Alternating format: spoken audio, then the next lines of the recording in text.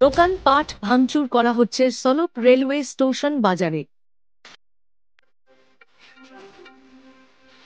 বেই কর্তৃপক্ষের আদেশে দোকানপাট ভাঙচুর করা হচ্ছে সিরাজগঞ্জের সলপ রেলওয়ে স্টেশন বাজারে।